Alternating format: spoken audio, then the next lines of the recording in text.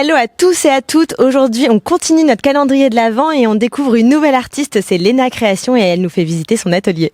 Salut, et aujourd'hui, en plus, je vais les initier au cyanotype. Allez, on y va. Salut, bienvenue dans mon atelier. Alors Léna, on vient d'arriver dans ton atelier et quand on arrive à droite, il y a un espace création. Quel est cet espace? Et ben du coup, c'est plus là où je vais faire tout ce qui va être manuel, avec différents médiums, ou ce qui peut être un peu cracra. Genre là, je mets pas du tout mon PC ou l'appareil numérique. Là, c'est plus mon petit bureau chill. J'ai aussi mes plaques de découpe pour recadrer mes cyanotypes si je veux les encadrer après.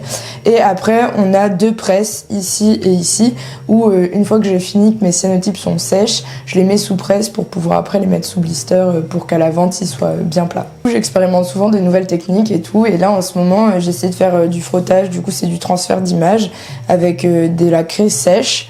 Donc voilà, et en fait j'aime bien travailler autour de la nature, donc beaucoup avec mes cyanotypes, mais je fais aussi du gel print, et du coup là j'ai essayé cette nouvelle technique hier. Donc là on s'est déplacé et on arrive dans un autre endroit qui est peut-être l'endroit où tu fais plus d'ordinateurs. Ouais.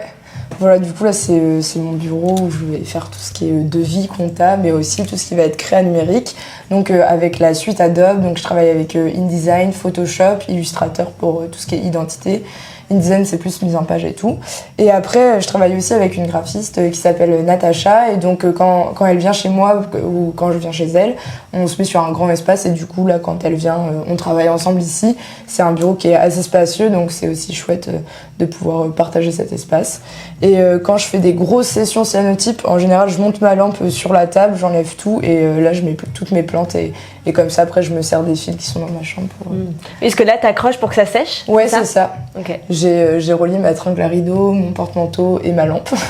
Et là on voit que c'est un peu, je suppose, ton univers. On voit du fluo, on voit des couleurs bien pétantes. C'est quelque chose qui t'inspire? Oui, bah, je trouve que j'aime vraiment ces visuels, ça me rend joyeuse et ça me donne envie de créer. Et du coup, j'ai réuni des œuvres que j'ai faites, celles de mes amis, celles d'artistes que j'aime bien, et cet énorme poster de Bernard et Bianca. Et en coup, fluo, quoi. Voilà, complètement dingo. Et qui date de 87 quand même. Ouais, stylé. Carrément stylé. Okay. Donc voilà, j'aime trop, et j'ai fait full. Genre là, il n'y a pas de petits trous et tout. Genre ça m'a pris 4 jours à faire, mais je me suis dit je m'installe ici, j'y vais quoi. Ouais, carrément. Et ici du coup c'est ton atelier, comment t'y travailles? T'y travailles tous les jours, c'est quoi un peu ton rythme de travail? Et ben comme là je me suis lancée à mon compte en fin décembre 2023, au début je lançais mon entreprise, donc ouais je travaillais ici tous les jours, mais en fait comme je me suis mis à mon compte avec une coopérative d'activité et d'emploi, donc consortium coopérative, et ben pendant 1 an j'étais en contrat d'accompagnement au lancement de mon entreprise. Et du coup je touchais pas ce que je gagnais, donc en gros ça a créé ma trésor pour après avoir une sûreté économique au lancement, au passage salarié en fait.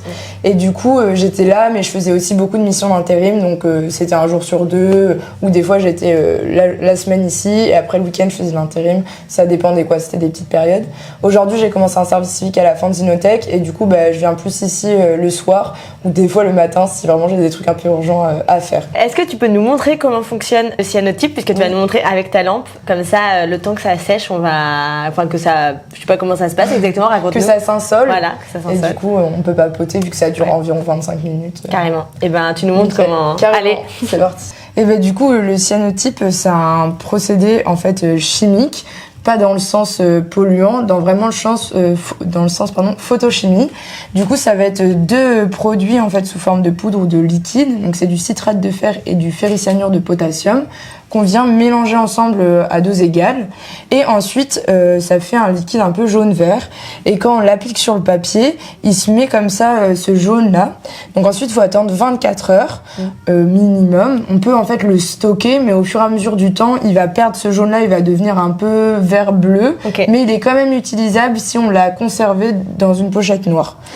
Donc là il est bien jaune, ça va aller plus vite au moment du rinçage, et là en fait le papier il est photosensible, sensible à la lumière. Donc là, on va pouvoir faire des petites installations. Et ensuite, on va lancer l'insolation. Donc, on le fait avec une lampe UV parce qu'en hiver, il n'y a pas assez d'UV, malheureusement. Donc, pour pallier à cette frustration, je me suis acheté une lampe. Et qui est une lampe à l'ancienne que tu as trouvée sur le Bon Coin. Ouais, c'est ça, une lampe des années 80. Il y a des gens aussi qui font avec des lampes UV là, pour les ongles. Ah ouais. Du coup, ils font des tout petits. Mais Mais voilà, ça peut être DIY, il y a des lampes LED aussi. Enfin, mais c'est vrai que c'est mieux de le faire avec le soleil, quoi. Donc l'été, dès que les beaux jours arrivent. Oui, c'est presque plus une pratique estivale, quoi. Ouais, voilà. Ouais, carrément, carrément. Ou dans des pays où il fait tout le temps beau. Oui.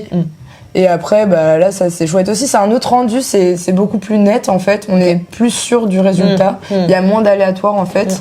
Mais c'est intéressant aussi à travailler parce que selon ce qu'on fait, ça va être de la photo, imprimer les photos en négatif sur du papier rhodoïde. Et quand on le pose, du coup, on est sûr qu'il n'y ait pas d'ombre projetée.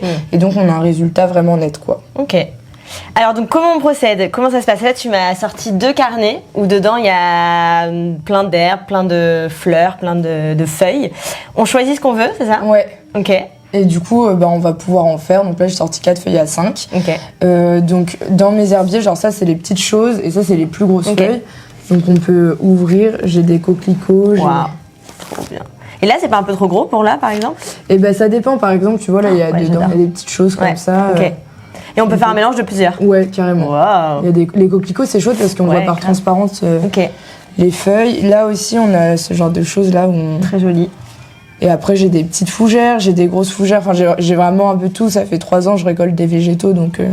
Et comment tu fais? Donc quand tu te balades, tu récoltes des choses et à chaque fois, ça te donne de l'inspiration pour tes cyanotypes, quoi. Ouais, c'est ça. En fait, je pense qu'il y a tellement de plantes, de variétés différentes, même des mauvaises herbes qui sont trop cool, en fait. Et du coup, quand je me balade, que ce soit ici, avec mes grands-parents, mes amis, donc des fois, j'ai des végétaux qui viennent de Bordeaux, de Tours, et d'autre part, enfin, et d'ailleurs. Et d'ailleurs. Mais du coup, voilà, c'est cool, quoi, j'aime bien. Et ensuite, j'ai toujours un petit carnet, du coup, dans mon sac, genre un vieux cahier de cours. Je les mets dedans vite fait pour que ça sèche, puis après, en rentrant, je les mets proprement dans des herbiers. Et puis, si c'est vraiment des fleurs épaisses, je les mets à sécher sous mes presses, du coup. Ok. Voilà. Et ça met combien de temps à sécher? En vrai, ça va, c'est plutôt rapide. Enfin, après, ça dépend, parce qu'il y a des plantes qui, genre, quand c'est des fleurs, il y a quand même de l'eau dedans. Et du coup, il faut faire attention à pas que ça moisisse. Donc, des fois, je les fais déjà sécher dans du sopalin avec du journal autour, bien à plat avec un livre, par exemple, dessus. Et je vérifie, j'ouvre de temps en temps pour voir. Puis, une fois que je vois que c'est bien sec, qu'il n'y a pas de moisi, je peux les stocker dans mes herbiers, quoi. Ok. Alors, donc là, tu m'as sorti un peu des repères. Donc, on a plein de bouts de papier avec 3 minutes, 5 minutes, 7 minutes, jusqu'à 30 minutes. Est-ce que tu peux nous expliquer? Et ben du coup, en fait, on peut jouer sur le temps d'insolation. Donc, par exemple, moi, ce que je fais, c'est que je joue avec les doubles expositions. Donc, je vais mettre, par exemple, ces végétaux-là, une plaque de verre, et là, je vais rajouter une fougère, imaginons. Au bout de 20 minutes, par exemple, si je veux faire une exposition de 30 minutes, au bout de 27 minutes, j'enlève la fougère. Et du coup, comme elle va rester 3 minutes, et ben on va retrouver ce bleu ciel. Donc, il y aura le blanc qui aura été protégé, parce que le papier aura été protégé par les plantes. Le bleu ciel parce qu'il y aura une exposition courte. Et ensuite, le bleu qui aura été exposé depuis le début 30 minutes. Donc, ça fera ça et le blanc. En fait, ça fera un mélange de plusieurs bleus, du coup. Voilà, on peut jouer comme ça. Et donc, par exemple, j'ai une cyanotype avec des clés qui est là, où là j'ai enlevé au fur et à mesure, en fait. Et du coup, on vient retrouver plein de bleus différents. Même là, celle-ci, on la voit presque à peine. Presque pas. Mais voilà, trop pour bien. se rendre compte un peu. C'est des chutes de confetti en l'air. Ok. Des étoiles aussi, des étoiles. Si tu veux un petit peu, tu vois, sinon ça sera trop proche. Oui, si tu veux, je pense. Et puis, voilà, nickel. Et c'est quoi la tête de tout? Ça y est, super. Ça marche. Et donc là, après, on pourra rajouter, on va mettre une plaque de verre, on va pouvoir rajouter des éléments par-dessus. Comme ça, ça va une double exposition. Est-ce que tu veux? En fait, plus c'est en contact avec la feuille, comme c'est photo-contact, et ben plus ça sera net. C'est pour ça que je mets dans des herbiers pour que ça soit bien. On peut faire avec des végétaux frais, quoi. Mais juste, ça sera pas net. Ensuite, là, je mets des grosses pinces pour être sûr que ça soit... Ça bouge pas. Enfin, en fait, je mets les pinces maintenant, mais on va faire une double expo. Donc là, on va pouvoir ajouter des végétaux. Donc moi, j'avais vu un truc. Ah, on peut en remettre par-dessus? Ouais, voilà. Et là, ça sera... On va les enlever, du coup, avant. Comme ça sera un bleu ciel, tu vois. Ah ouais, grave. Donc là, ça y est, on a fini. Voilà. Et là, tu vas mettre la lumière. C'est ça. En fait, là, j'aime trop parce que c'est vraiment fluo et vous allez voir, genre, sur les premières minutes, on va vraiment le voir changer. Bon, après, on peut bouger, mais genre, dans 2 minutes, déjà, il y aura plus... Enfin, déjà, là, le fluo, ça se voit, Enfin, je sais pas si vous voyez, mais genre, il s'atténue et après, ça va devenir vert. Et en gros, quand c'est genre vert foncé marron, genre là c'est sûr c'est bon quoi. Ok. Genre ça veut dire que c'est cuit. Et il y a des fois où ça loupe? En fait c'est plus avec les UV que ça va être plus aléatoire et tout. Et ouais, quand il y a moins d'UV, et genre ça fait des trucs faibles ou des fois quand il y a en fin de journée ça fait des ombres projetées. Okay. En fait j'aime bien cette technique aussi parce qu'il y a vraiment jamais de la raté. Même chose quoi. Et en fait ça se juge pas, genre c'est pas comme un dessin où des fois il y a des gens qui sont en mode tu dessines mal. Là c'est vraiment c'est un peu libre comme interprétation, c'est aléatoire, c'est expérimental et à chaque fois c'est intéressant en fait. Du coup je trouve ça riche et je m'en lasse pas genre. Et tu nous racontes quand est-ce que t'as rencontré le cyanotype, quand est-ce que t'as démarré en gros j'étais en licence de graphisme, donc c'est un Day in Made, c'est un diplôme national des métiers d'art et du design spécialité graphisme, graphisme spécialité édition, identité. Parce qu'au début j'étais en édition pendant 1 an et après j'ai changé pour aller en identité, du coup tout ce qui est plus identité d'entreprise, donc logo, charte graphique, gamme colorimétrique, etc. Et j'avais des cours de photo dans cette licence là de 3 ans et j'aimais trop mon prof de photo, on faisait des rhodoïdes, on expérimentait de ouf ensemble, on faisait du rayogramme, il nous a monté plein de petites choses et du coup voilà, des rayogrammes avec du rhodoïde. Donc les rayogrammes c'est comme la photo argentique sans appareil photo, c'est des flashs lumineux. Donc j'ai vraiment commencé par ça. Déjà j'ai trop aimé. Mais c'est un flash de 1 seconde et ça photographie en négatif. Au lieu d'être blanc et bleu, c'est noir et blanc. En fait, le papier qui n'a pas été exposé reste blanc et le papier qui a été exposé c'était en noir. Et on le révèle comme avec les mêmes produits que l'argentique, mais du coup c'est polluant quand même pour l'eau. Et ensuite on a eu un cours sur le cyanotype et là j'ai trop aimé. Genre je suis rentrée chez moi. Ouais, coup de foudre de ouf. J'ai la story, genre je suis amoureuse, genre j'ai écrit je suis amoureuse du cyanotype. Le soir j'ai acheté et après j'ai pas arrêté. Maintenant ça fait 4 ans que j'en fais et tout. T'as acheté le soir cette lampe-là? Non, j'ai acheté les produits le soir et après je faisais avec le soleil et des chutes de papier pendant 1 an et après je me suis dit c'est cool quand même, je vais essayer de faire des formes encadrables et tout quoi, des formats encadrables et conventionnels. Ah voilà, déjà là c'est vert. Ah ouais, trop bien. Et du coup voilà, j'ai fait plus après une pratique plus clean quoi, sur des papiers, mais en fait j'ai essayé de ouf, genre quel type de papier, quel mélange, combien de temps d'insolation et tout, c'est avant de maîtriser le truc vraiment quoi. Maintenant je suis à peu près sûre de ce que ça va donner, même si y a toujours ce truc d'aléatoire. Et si vous voulez, j'ai mes 2 premières cyanotypes que j'ai fait dans ma vie. On va voir. Je vais vous montrer. Ouais, grave. Donc là, on va passer à la partie où tu vas nous montrer plein de choses. D'abord, tu nous as sorti les 2 premiers cyanotypes que tu as fait. Ouais. Est-ce que tu peux nous les montrer et nous dire à peu près quand c'était? Et du coup, c'était en cours de photo en début 2022. Et donc, on avait fait avec le soleil. Donc, on avait badigeonné très rapidement au pinceau sur du papier de pas très très bonne qualité. C'est pour ça que là on voit du blanc en fait, c'est que ça va jusque là le produit, c'est ça? Oui, c'est ça. Là on voit les traits de pinceau et en fait le fait que ce soit du papier de pas très bonne qualité, ça crée des taches et tout, ce qui peut être intéressant, mais du coup derrière, genre on voit vraiment que le papier, il a subi une expérience quoi. C'est gorgé. Alors que du coup par exemple moi j'utilise du papier 300 grammes et donc derrière ça reste vraiment blanc quoi. Mais après à but expérimental c'est aussi intéressant. Et celui-ci je l'avais trempé un peu dans du thé noir, c'est pour ça qu'il est un peu en mode sépia. Et là du coup c'était dans l'après-midi, donc on voit que le soleil il était pas pile à midi en face, donc il y a une ombre projetée qui est comme ça, donc qui nous permet de voir. Donc là c'était des lavandes et puis une petite fleur des champs, une petite fleur sauvage quoi. Et j'ai trouvé ça trop chouette, je me suis dit j'ai trop envie d'en refaire encore. Et maintenant tu choisis tes papiers pour qu'ils soient bien épais en fait? Ouais, voilà, moi j'en fais sur du 250-300 grammes. Vraiment j'aime bien choisir des papiers canson ou aquarellables très épais, canson et aquarellable. Et donc mes marques phares c'est papier canson et Clairefontaine, mais c'est pas du tout du placement de produit parce qu'en fait on me donne pas du tout d'argent pour ça. Donc c'est des papiers un peu coûteux, donc je les demande souvent à Noël. Et après voilà, c'est cool quoi, ça résiste bien parce qu'en fait là on va les rincer tout à l'heure et il y a un temps de rinçage qui est quand même de quelques minutes quoi, donc faut pas que le papier il se dissout ou qu'après il soit trop ondulé quoi. Voilà. Et du coup pas que du papier, puisqu'il y a aussi du tissu parfois. Oui, voilà. En fait, je peux faire sur tout support poreux. Donc, ça peut être du papier, du tissu, de la pierre, du bois. Donc, j'ai pas encore tout expérimenté. Je sais même qu'il y a des gens qui en font sur de la céramique. Genre, avant qu'ils la passent dans le four un maximum, je crois que ça reste encore poreux. Donc, il me reste encore plein de choses à expérimenter. Donc, ça, c'est la bonne nouvelle. Donc, ouais, voilà, j'aime bien. J'en fais un peu sur du tissu. Et en fait, après, je me sers des cercles de broderie en tant que support, quoi. Parce que là, il y a un petit truc derrière, ce qui nous permet de les accrocher. Et après, je couds en fait le surplus pour pas que ça déborde. Et là, tu as différents formats. Oui, voilà, c'est ça. Joli. Et c'est là où on voit le fameux temps d'exposition, c'est-à-dire que là, il est plutôt c'est bas, enfin un peu d'exposition, et là un peu plus, et au fur et à mesure. Ouais, c'est ça. En fait, là, j'en ai mis un peu moins pour récupérer un maximum de détails au niveau des nervures. Ok. Et après, là, j'ai fait une double exposition. Donc, on voit au fond, il y a des fougères aussi. Et après, là, c'est pareil, sauf que c'est avec de la dentelle au fond. Ok. Et puis, celui-ci, c'est de la dentelle en premier plan, et puis après, des petites fougères au fond. Ok. Ça fait presque une boule de Noël, quoi, finalement. Oui, c'est ça. ça veut faire penser. Et donc, il y a tout prix. Là, le plus petit est à 18 € et le plus grand est à 38. Ouais. C'est ça à peu près. Enfin, puis après ça varie parce que des fois je fais des commandes où j'en commande des plus gros. Et mon tout petit il était à 12 € je crois. Je l'ai vendu hier sur le marché de Noël du Confort, donc c'était cool.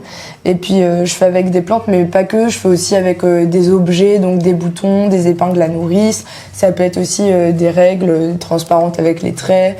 En fait tout ce qui peut servir de pochoir. Et j'aime bien jouer avec aussi des clés, des lettres, des stickers, de la dentelle. Voilà, tout plein de petites choses, des plats en verre aussi. Et en fait, pas que rester sur un seul univers, même si j'aime vraiment retranscrire le vivant au travers les plantes ou les plumes, voilà.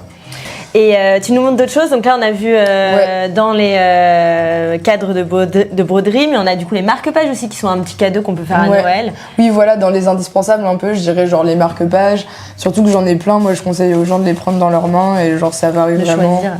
Oui, voilà. C'est là où on voit les boutons, on peut peut-être montrer celui où on voit carrément. les boutons. Là, il y en a un qui est transparent et tout. Je me dis pour quelqu'un qui fait de la couture ou quoi. Ça peut aussi être des petits cadeaux personnalisés, quoi. Je prends aussi des commandes, genre je fais avec les photos et tout. Il y a des gens, ils m'ont demandé d'imprimer des photos genre de eux et de leurs copains ou copines, enfin partenaires, et puis aussi avec leur famille ou quoi, ce qui peut être cool. Et après, en cadeau un peu plus gros, j'ai les affiches. Donc de toute façon, toutes mes productions, ce sont que des productions uniques. Donc là, elles sont à 50 €, mais je me dis genre si les petits enfants ils se mettent ensemble pour leur mamie ou leur maman et tout. Carrément. Bien que il y a aussi des hommes qui aiment ça. Et du coup, voilà, là, ça va être des plus gros formats en mode affiche. Et ça reste quand même accessible. Enfin, je trouve que pour des œuvres uniques, 50 €. Enfin, j'essaie de faire mes prix parce que j'ai aussi envie de rendre l'art accessible. Donc, mes productions, ça va de 1 € à 100 € en passant par tous les prix. Genre, j'ai vraiment les bébous kiki cyanotypes. Je peux vous montrer, ils sont trop chauds.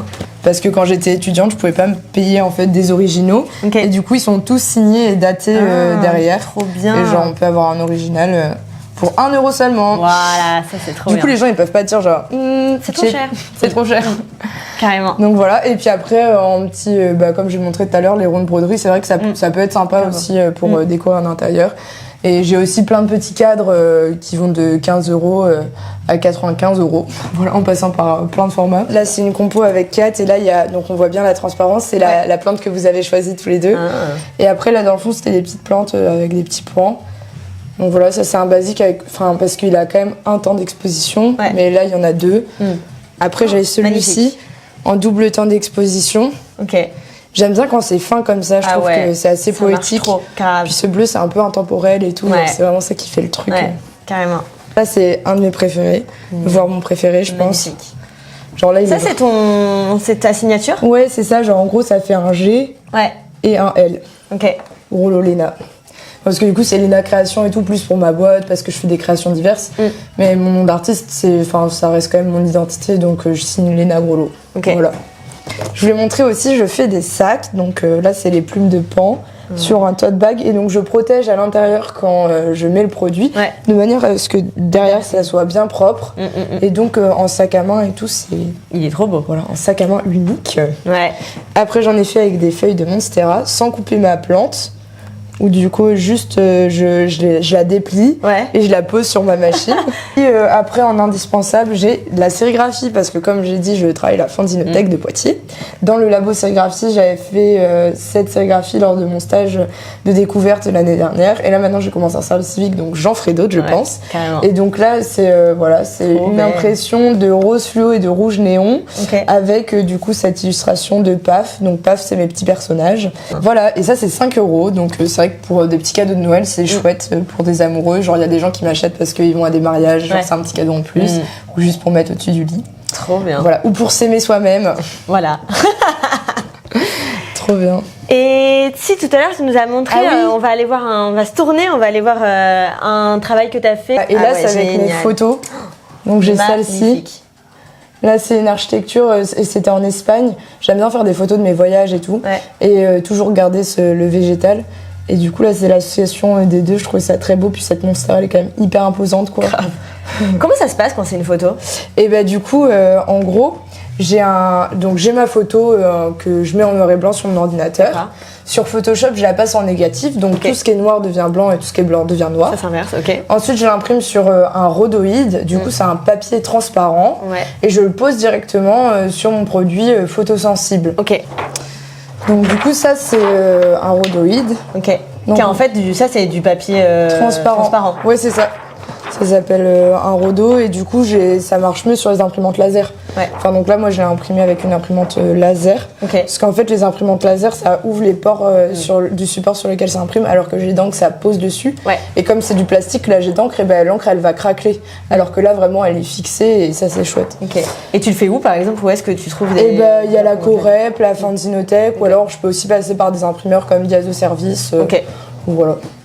Donc là, en fait, j'ai mon rhodoïde. Donc vous allez voir, mon image, elle va presque disparaître. Voilà. Ok. Hop. Bon, après, il faut faire le calage. Un peu comme ça ressemble vraiment à la sérigraphie, hein, comme procédé. Oui, c'est marrant. Et en fait, après, quand on enlève, du coup, là, le noir, il a protégé le papier, donc ça va être clair. Et là où c'était blanc, genre les feuilles, c'était transparent, du coup, ça va être noir. Waouh. Et voilà. Et toujours ce bleu qui donne... Et ce n'est pas possible d'avoir d'autres couleurs. Et ben alors ça peut, mais ça sera pas du cyanotype. Genre ça s'appelle Solar Face, je crois, et c'est vraiment, enfin c'est des produits chimiques et tout. D'accord. On reste pas dans le. Là c'est naturel. Ouais, c'est naturel. J'imprime avec du soleil, des UV et de l'eau. Et je rince avec, je fixe l'image avec de l'eau et de l'eau oxygénée quoi. Ok. Donc c'est vraiment des produits respectueux de l'environnement. On passe pas du tout par un procédé chimique qui pollue les eaux et même pour la peau en fait. Enfin vraiment c'est pas. Enfin voilà, ça fait rien quoi. Donc c'est cool parce que je peux aussi en faire justement avec les enfants. C'est quand même un procédé photographique qui reste accessible, je trouve. Oui, parce que du coup, donc aujourd'hui tu prends des commandes, tu vends aussi tes propres créations, mais tu fais aussi des ateliers. Oui, c'est ça. Donc mon activité principale, c'est le graphisme, mais en tant qu'artiste plasticienne, du coup, j'interviens effectivement dans les écoles. Donc je suis aussi inscrite sur le Pass Culture, donc ça c'est vraiment un avantage. Donc je fais des ateliers dans les écoles primaires avec les CE1, CM2, CE2, CM1, enfin bref, là j'ai un peu mélangé, mais globalement c'est les classes avec lesquelles je travaille. J'ai pas fait encore maternelle, mais je pense que j'aimerais bien faire parce que j'aime bien travailler avec les enfants et tout. Je trouve qu'ils ont une certaine spontanéité que des fois nous on perd en tant qu'adulte. En fait c'est vrai, enfin ça peut plaire à tout le monde. Il y a vraiment ce côté expérimental et on réessaye, on se redécouvre à travers quelque chose. Voilà, où on est libre et où il n'y a pas de pression en fait. Je trouve que c'est vraiment ça le truc où il n'y a pas de pression qui est agréable quoi. Ouais, puis on est créatif quoi, ça fait du bien. Ouais, ça fait du bien, et puis il y a du résultat assez rapidement. Mais on prend le temps, genre c'est pas comme prendre une photo avec son téléphone.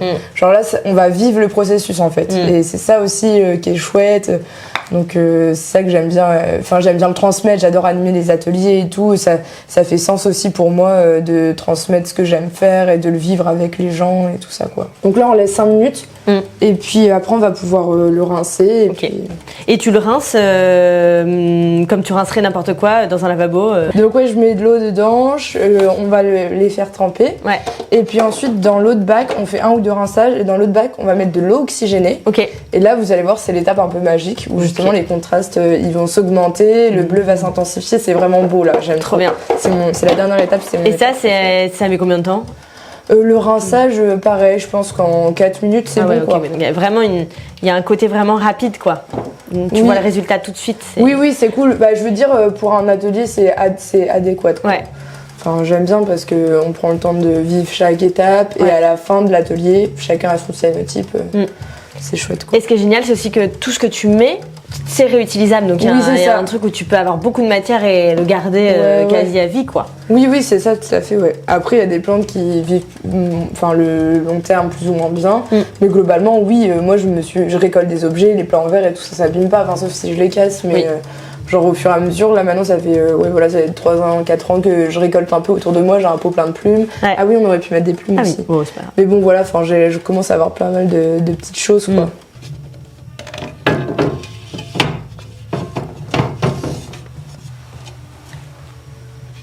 Hop. Et du coup, on va pouvoir venir enlever en fait les éléments.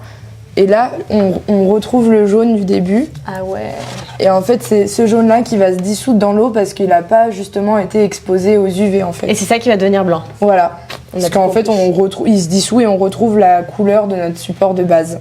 Donc si c'est du bois, couleur bois. Si le papier il est coloré, ça va être du papier de couleur. Déjà, cette étape-là, c'est cool.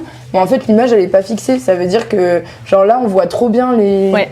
Oui. J'espère que ça marchera parce que des fois, en fait, au moment où on rince, ça disparaît un peu. Donc moi, j'aime bien prendre une photo à cette étape-là. Ouais, grave. Et en fait, si on les laisse, si je les accroche comme ça, ils vont disparaître avec le temps. C'est vraiment l'eau le fixateur. D'accord. Donc là, on va pouvoir aller dans la salle de bain. Hop, donc là, je mets l'eau. Je vais essayer de tourner en même temps. Et là, on voit directement que le produit, il s'en va.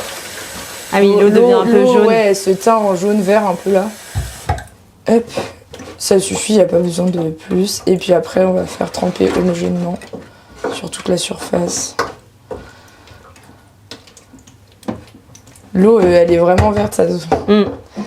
Bon, du coup là, trop chiant, ça a disparu les photos. J'arrive pas encore à les fixer, celles-ci. Ah mince, ok. C'est pas grave, c'est fait partie du processus. Trop drôle le sketch, j'aime trop. Oh waouh! Ah génial! Ah ça rend trop bien. Ah ouais. Ouais, je savais. Je sais. Du coup là, je fais un deuxième rinçage vite fait. Okay. Alors là, je fais couler l'eau. En fait, si mon liquide, pardon, je l'ai badigeonné genre il y a quelques jours, le temps de rinçage il est hyper court. Okay. Alors que si on le stocke depuis longtemps, le rinçage il va être plus long, mais ça marche quand même en fait. Ok. Voilà. Tu veux l'autre bac? Et après, en vrai, on peut rester dans celui-ci. Okay. Genre là, je mets un petit fond d'eau et vous allez le faire sur les vôtres. Vous allez voir, ça va être trop joli. On va mettre l'eau oxygénée. Donc là, si tu veux, Agathe, tu peux venir déposer quelques gouttes.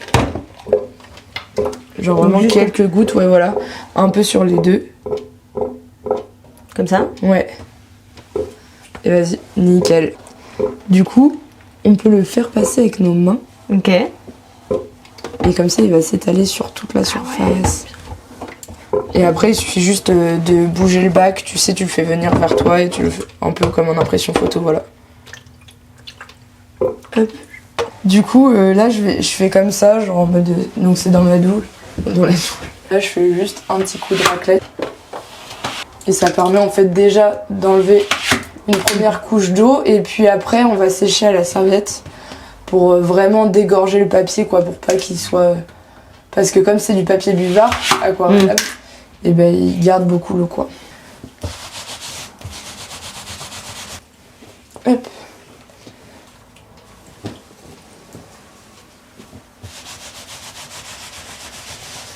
Let's go.